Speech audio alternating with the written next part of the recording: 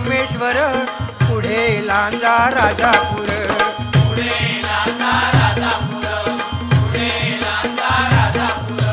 दापोली खेड गुहागर, रत्नागिरी जिल्ह्यावर.